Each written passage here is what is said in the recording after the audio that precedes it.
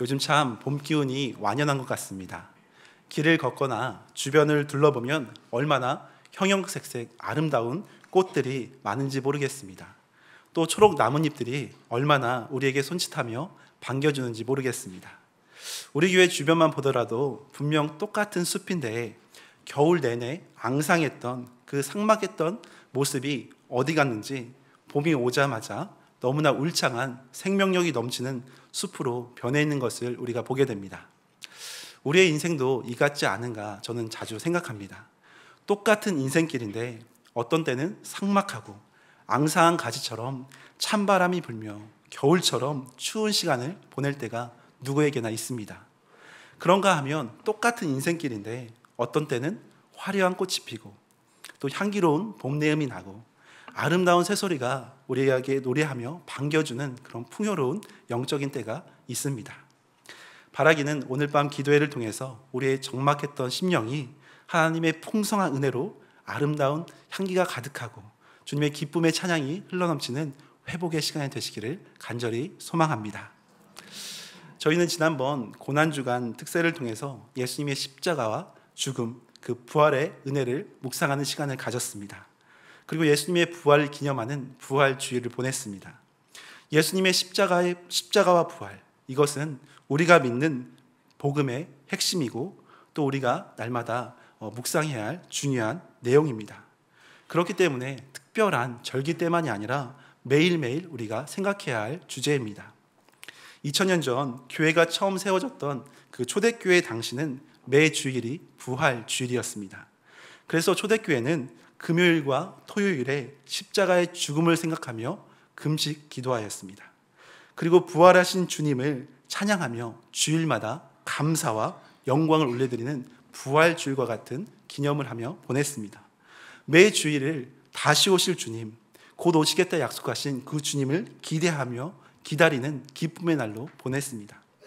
그러다가 4세기 초 니케아 종교회의, 325년에 열린 그 니케아 종교회의를 통해서 부활주의를 결정하게 됩니다.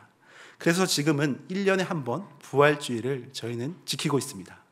그렇지만 우리의 마음은 초대교회처럼 매주일, 아니 매일매일이 주님의 십자가와 부활을 묵상하고 감사하는 그런 은혜의 날들이 되었으면 좋겠습니다. 이런 의미에서 우리가 고난주간과 부활주의를 보낸 이후에 어떠한 마음가짐으로 신앙생활을 해야 할지 함께 말씀을 묵상하며 은혜를 나누기를 소망합니다. 먼저 첫 번째로 묵상할 부분은 나는 죽고 예수로 살라는 겁니다. 나는 죽고 예수로 살라. 우리가 읽은 20절 상반절에 보니까 이렇게 나옵니다. 내가 그리스도와 함께 십자가에 못 박혔나니 그런즉 이제는 내가 사는 것이 아니요 오직 내 안에 그리스도께서 사시는 것이라. 사도 바울은 자신이 그리스도와 함께 십자가에 못 박혔다고 고백합니다. 내가 그리스도와 함께 십자가에 못 박혔나니 그런즉 이제는 내가 사는 것이 아니요. 나는 십자가에서 예수님과 함께 완전히 죽었다고 선포합니다. 대신에 오직 내 안에 예수 그리스도께서 사시는 것이다 라고 말씀합니다. 이 고백이 예수님을 믿는 저와 여러분에게 매일마다 있어야 할 그런 신앙의 고백인 줄로 믿습니다. 2000년 전 예수님께서 못 박힌 십자가는 내가 짊어져야 할, 우리 모두가 짊어져야 할 그 십자가였습니다. 내가 죽어야 할 십자가를 예수님께서 대신 짊어지셨습니다. 그래서 베드로전서 2장 24절에 이렇게 말씀합니다. 같이 한번 읽겠습니다. 시작. 친히 나무에 달려 그 몸으로 우리 죄를 담당하셨으니 이는 우리로 죄에 대하여 죽고 의에 대하여 살게 하려 하심이라. 우리는 죄에 대하여 십자가에서 죽고 의를 이루기 위하여 예수 그리스도와 함께 살아가는 주님의 자녀들임을 말씀합니다. 갈라디아서 5장 24절에서도 이렇게 말씀합니다. 같이 읽습니다.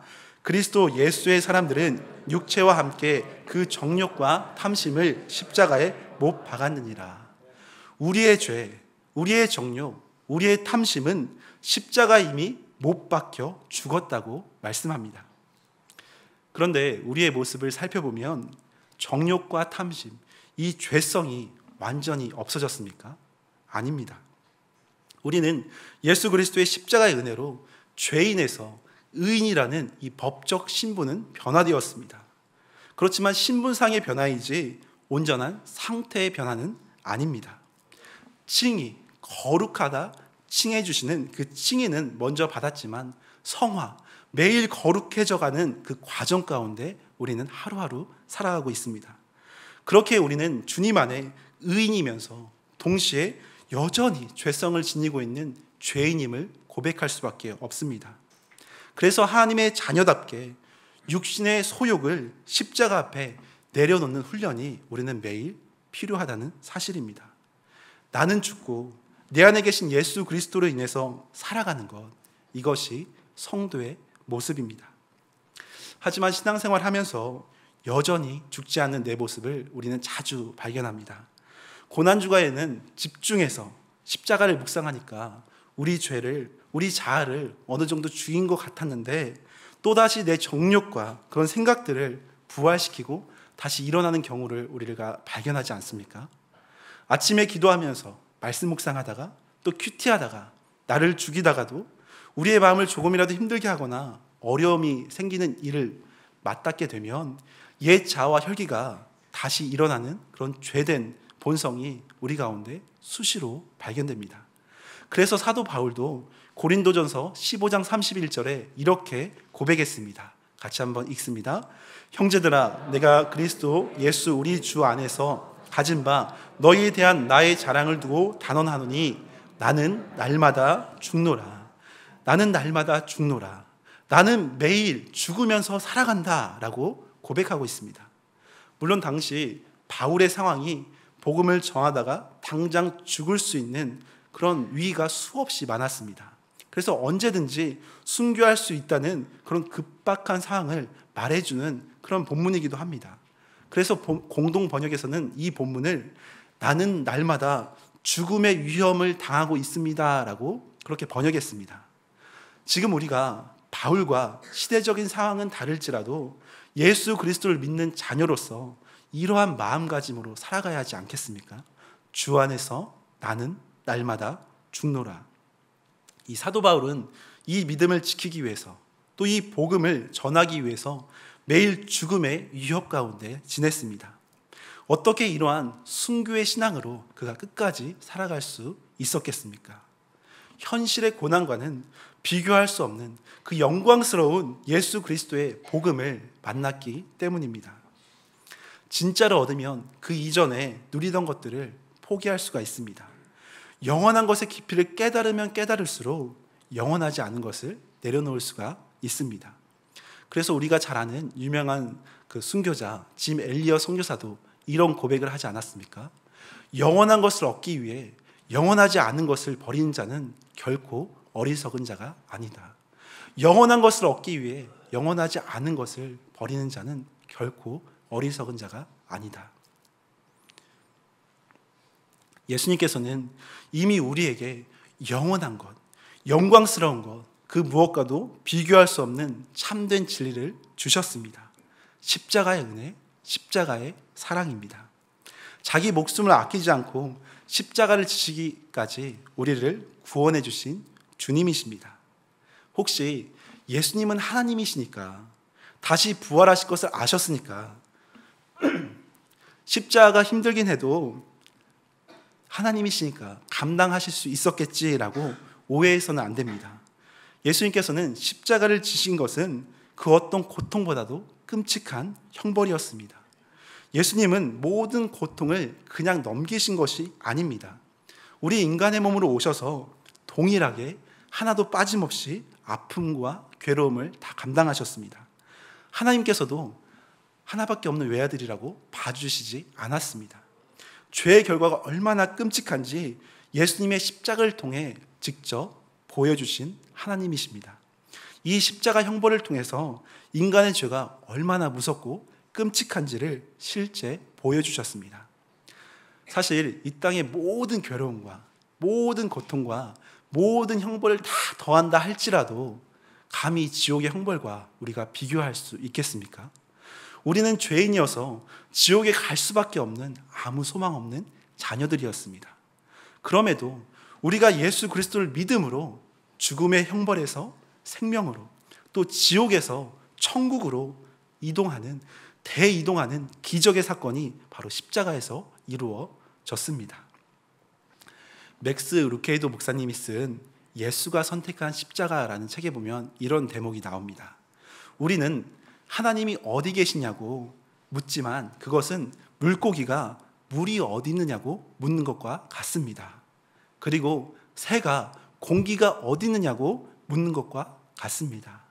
하나님은 어디에나 계십니다. 우리는 하나님이 계시지 않는 곳을 찾을 수가 없습니다. 이런 고백을 했습니다. 공감이 되는 말이지 않습니까? 이처럼 무소부지하신 그 전지전능하신 하나님께서 시간 속으로 들어와서 인간이 되셨습니다. 무한하시던 그분이 유한해지셨습니다. 육체에 갇혀서 피곤하고 힘겹게 우리와 동일하게 지내셨습니다. 예수님께서 자신의 그 무한성을 되찾고 싶은 마음이 없으셨겠습니까? 성경에 보면 예수님께서 자신의 초자연적인 능력을 자신의 안위나 편의를 위해서 단 한 번이라도 사용하신 적이 있으셨습니까? 단 한 번도 없었습니다. 말 한마디면 모든 불가능을 가능하게 하실 수 있는 그 주님께서는 자기의 유익을 위해서 그 무한성을 사용하지 않으셨습니다. 시공의 무한성, 전지전능하신 능력을 포기하신 것은 너무나 놀라운 일입니다. 그렇지만 맥스 루케이도 목사님이 그것보다 더 위대하고 더 놀라운 부분이 있다고 그 책에서 설명합니다. 그것은 무엇이냐면 바로 자신의 무죄를 항변하지 않고 끝까지 죄를 다 감당하셨다는 겁니다. 죄를 지은 사람에게 당신은 죄인이요 라고 하는 것은 너무나 당연합니다. 그런데 예수님은 지금 전혀 죄를 모르시는 분이십니다. 아니, 죄를 세상에서 가장 싫어하는 분이십니다. 죄와 공존할 수 없는 공의의 하나님이십니다. 그런 주님이 어떻게 세상의 모든 죄를 다 감당하실 수가 있었습니까? 진짜 죄인이라 해도 자신이 죄인이라고 받아들이지 않는 것이 인간의 죄된 본성입니다. 그럼에도 하물며 예수님은 죄를 결코 하나도 지을 수 없는 분이십니다. 죄를 억지로 지으려고 해도 죽으면 죽었지 결코 죄를 지을 수 없는 완전하신 거룩하신 분이십니다. 그런 주님이 세상 죄를 지고 가는 하나님의 어린 양이 되셨습니다. 죄와 전혀 상관없는 그분이 죄인으로 취급받았으니 얼마나 속상하셨겠습니까? 얼마나 억울하셨겠습니까? 아마 씻을 수 없는 치욕이셨을 것 같습니다. 예수님이 죄인 취급받을 때 얼마나 괴로우셨을까? 아마 예수님 마음도 그렇지만 하나님 아버지의 마음은 얼마나 더 아프셨겠습니까? 혹시 우리의 자녀가 다른 사람들에게 손가락질 당하거나 아무 잘못이 없는데 당신 자녀는 왜 이렇게 잘못했습니까? 하면서 손가락질을 당한다면 아마 기분 좋을 부모는 단 한 명도 없을 겁니다. 그러면 제가 만약에 하나님이라면 이랬을 것 같습니다. 감히 내 독생자 외아들 예수 그리스도를 너에게 보내줬는데 감히 우리 아들을 흉악범으로 보라? 아니, 정치범이라고? 죄는커녕 흙탕물 한번 안 튀기고 거룩하게 키운 아들인데 어떻게 이런 깨끗한 우리 하늘 가문의 일대 독자를 너희가 감히 죄인으로 보라가? 라고 생각하지 않으셨겠습니까? 내가 웬만하면 너희들을 다 용서해 주려고 했는데 도저히 안 되겠다, 싹 쓸어버리겠다 라고 아마 분통을 터뜨렸을 수도 있었을 것 같습니다. 우리의 인간의 마음이었다면. 그렇지만 하나님은 그렇게 하지 않으셨습니다. 오히려 철저히 그 십자가의 길을 묵묵히 가게 하십니다. 그 말할 수 없는 희생으로 우리를 살려주셨습니다. 주님께서는 이 무소부지하신 전능하신 신성도 자기의 유익을 위해서는 스스로 내려놓으셨습니다. 자신의 하나밖에 없는 목숨까지도 철저히 죽이시면서까지 우리를 살려주신 주님이십니다. 이러한 주님의 마음을 생각할 때 우리도 날마다 십자가 앞에 엎드려 우리의 옛 자아와 육신의 소욕을 내려놓는 훈련을 해야 하지 않겠습니까? 예전에 네덜란드 암스테르담에서 세계교회협의회가 열린 적이 있습니다. 개회 예배를 드리는데 강단 앞에 큰 관이 하나 놓여 있었다고 합니다. 누군가의 장례식인가 사람들은 의아해하며 그 광경 가운데 이제 다 줄을 서고 그 조문을 할 그런 상황이 되었습니다. 그래서 사회자의 인도에 따라 한 사람씩 그 관 앞에 서게 되는 그런 상황이 이제 생긴 겁니다. 한 사람씩 앞으로 나와서 관 속을 들여다보고는 모두가 깜짝 놀랐습니다. 관 속에는 누가 있었을까요? 사람이 아니라 큰 거울이 하나 놓여 있었다고 합니다. 그러니까 그 관 속을 들여다보는 사람들의 눈에는 무엇이 보이겠습니까? 거울에 비친 자기 자신이 보이는 겁니다. 그 의식을 통해서 우리는 이미 예수님과 함께 옛 사람이 죽은 사람임을 확인하는 그런 시간을 보냈다고 합니다. 그러니 그 이후에 회의가 굉장히 산적해 있는 많은 회의의 안건들이 어려운 문제들이 아주 빠르게 잡음 없이 처리될 수 있었다는 그런 예화가 있습니다. 이처럼 우리는 이미 십자가 앞에 죽은 자들입니다. 우리의 옛 자아가 살아날수록 우리는 넘어질 수밖에 없습니다. 예수 그리스도의 능력으로 살아가기 위해서는 주님 앞에 날마다 엎드려야만 살 수가 있습니다. 유명한 영성 신학자인 헨리 나우엔이 이런 말을 했습니다. 목회자는 날마다 3가지 영성 훈련에 힘써야 한다. 그것이 무엇이냐면 첫 번째는 항상 작아지는 훈련, 두 번째는 항상 힘 빼는 훈련, 세 번째는 항상 숨는 훈련. 이 3가지를 목회자는 힘써야 한다고 했습니다.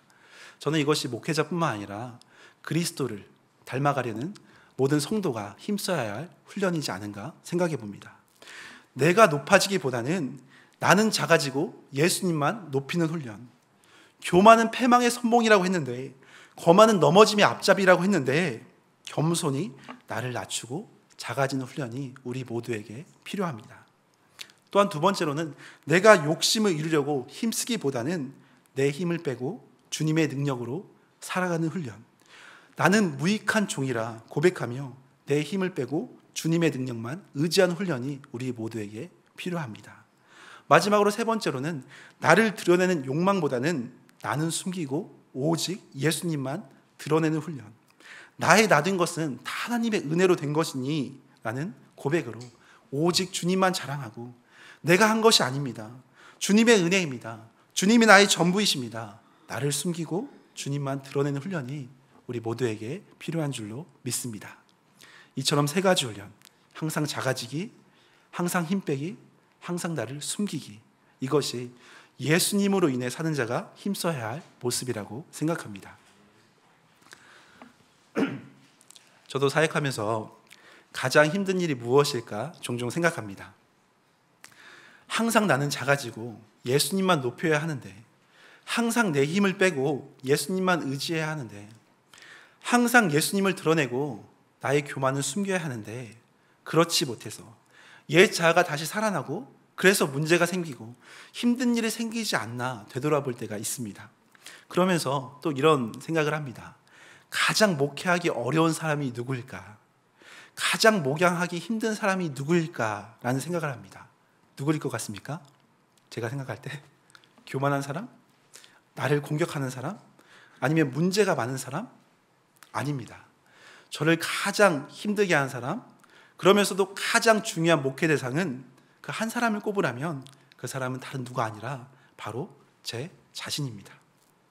내 자신이 먼저 말씀으로, 기도로, 은혜로 십자가 앞에 매일 죽어져야 하는데 겸손히 엎드리지 못하고 예수님으로 충만하지 못하니까 어려움이 발생하는 것을 느끼게 됩니다.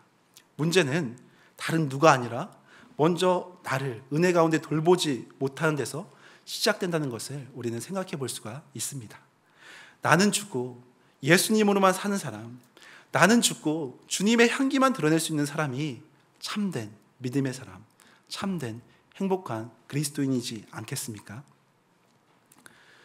우리가 은혜 받고 또 죄의 삭슬 모조리 잘라낸 것 같지만 어느 순간 주위를 둘러보면 나도 모르게 쉴 새 없이 올라오는 이 죄의 잡초들을 우리는 발견하게 됩니다.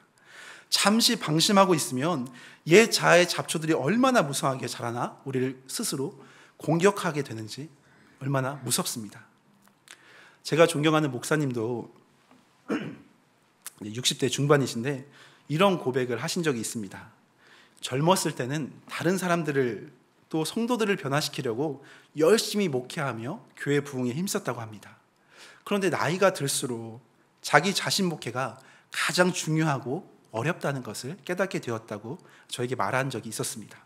그래서 지금은 자기 자신을 먼저 돌아보는 목양, 십자가 앞에 자신을 철저히 죽이는 삶을 살고자 힘쓴다고 저에게 이제 교훈처럼 말해준 적이 있었습니다.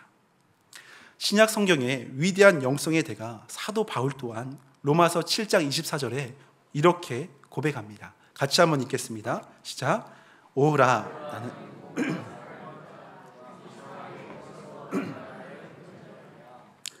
오라 나는 공고한 사람이로다. 이 사망의 몸에서 누가 나를 건져내랴. 늘 성령 충만했던 사도 바울도 이러한데 하물며 우리는 얼마나 더 연약한 자녀들입니까? 십자가 앞에 날마다 죽지 않으면, 주님 앞에 납작 엎드려 은혜를 구하지 않으면 우리는 살아갈 수 없는 주님의 자녀들입니다. 나는 날마다 죽노라. 이 고백 위에 주님과 함께 믿음 가운데 살아가는 귀한 성도님들 되시기를 예수님의 이름으로 축원합니다. 네, 한 가지만 더 묵상해 보자면, 두 번째로는 믿음 안에서 살라는 겁니다. 믿음 안에서 살라.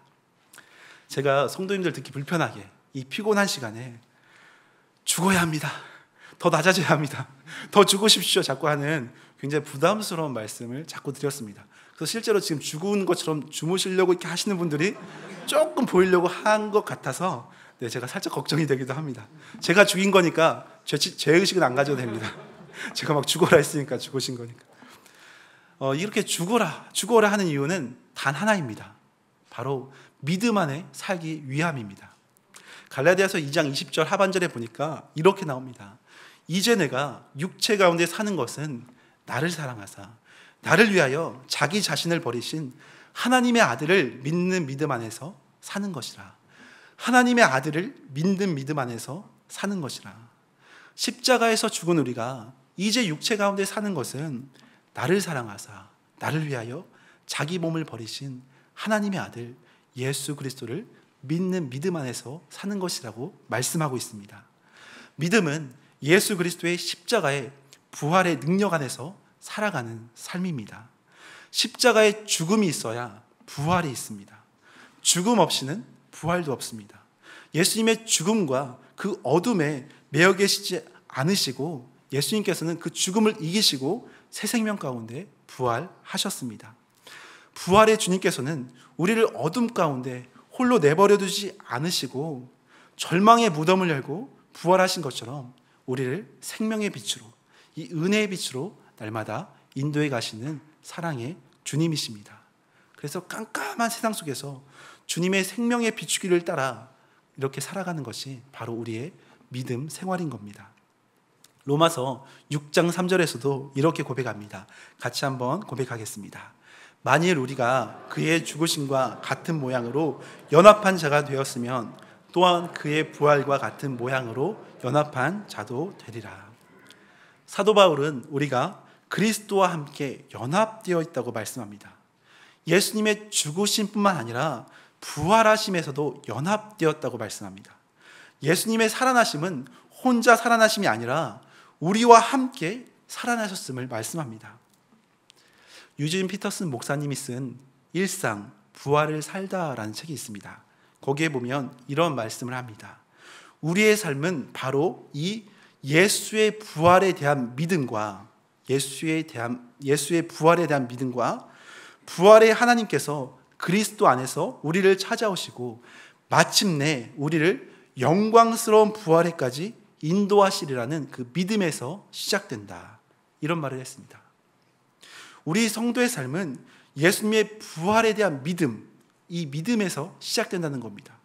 그리고 부활의 주님께서 마침내 우리를 영광스러운 부활에까지 인도하시리라는 그 믿음, 이 믿음의 신앙 안에서 우리가 살아가고 있다고 말씀하고 있는 겁니다. 그래서 믿음의 사람은 부활의 소망이 가득 찬 사람입니다. 어떤 어려운 시간이 찾아올지라도, 불평되는 상황이 혹시 있다 할지라도, 다 이해할 수 없는 고난이 우리 앞에 펼쳐진다 할지라도 절망의 순간에 포기하지 않고 다시 일어날 수 있는 것은 우리에게 부활의 주님이 함께 하시며 역사하시기 때문입니다. 부활의 능력으로 우리를 죽음의 자리에서 생명의 자리로 건져 올리시는 주님이 함께 하시기 때문입니다. 우리 가운데 혹시 이해되지 않는 상황들, 또 답답한 상황들을 맞닥뜨리고 있는 분이 계시지는 않으십니까? 혹시 그런 상황들이 있을지라도 우리에게는 그와 비교할 수 없는 더 큰 영광이 있음을 기억하셨으면 좋겠습니다. 바로 부활의 소망입니다. 제가 설교 준비하면서 그 부활과 관련된 책들을 찾아보니까 유명한 책 중에 방금 말씀드린 것처럼 유진 피터슨 목사님이 쓴 부활, 일상을 살다라는 책이 있었습니다. 그리고 최근에 팀 켈러 목사님이 쓴 부활을 입다라는 책이 있었습니다. 내용을 보면 부활을 살다, 부활을 입다, 이 책 제목처럼 일상에서 부활의 영성으로 살아가는 것, 그리고 부활의 능력을 힘입는 것, 이것이 부활의 소망을 가지고 사는 성도의 특징이라는 것을 제가 살펴볼 수가 있었습니다. 전 여기에 한 가지 더하면서 말씀을 마무리하려고 합니다. 그것은 부활을 누리다입니다. 부활을 누리다. 누가 쓴 책일까요? 네, 아직 시중에 나온 책은 아닙니다. 제가 찾아보니까 아직 안 나왔습니다. 제가 곰곰이 생각하다가 결론을 어떻게 낼까 생각하다가 이렇게 결론을 내었으면 좋겠다는 생각이 들었습니다. 부활을 누리다. 여러분은 매일의 삶 가운데 부활의 감격을 누리며 살아가고 계십니까? 십자가와 부활, 이 교리적인 이해가 아니라 그 부활의 기쁨과 생명력의 은혜를 몸소 체험하면서 누리며 살아가고 계십니까? 누리다라는 의미를 사전적으로 찾아보니까 생활 속에서 마음껏 즐기거나 맛보다입니다. 부활을 누린다는 것은 매일의 생활 속에서 예수님의 부활을 마음껏 즐기고 힘있고 누린다는 것을 의미합니다. 이것은 영광스럽고 감격스러운 믿음 생활의 모습입니다. 부활의 은혜를 날마다 누릴 수 있는 우리 성도님들 되시기를 축원합니다. 말씀의 결론을 맺겠습니다. 십자가 앞에 우리는 매일 죽어야만 주님의 은혜로 다시금 새 생명 가운데 살아갈 수가 있습니다. 이것은 나를 낮추고 죽이려는 것에서 끝나는 것이 아니라 부활의 영광을 온전히 누리기 위함입니다. 낮은 자를 높여주시고 또 죽은 자를 살려주시고 어둠에서 빛으로 아픔에서 기쁨으로 결국 우리를 영광으로 인도하시는 생명의 주님, 부활의 주님을 삶 속에서 풍성히 누리실 수 있기를 간절히 소망합니다. 우리 이 시간 함께 찬양하고 기도하는 시간을 가졌으면 좋겠습니다.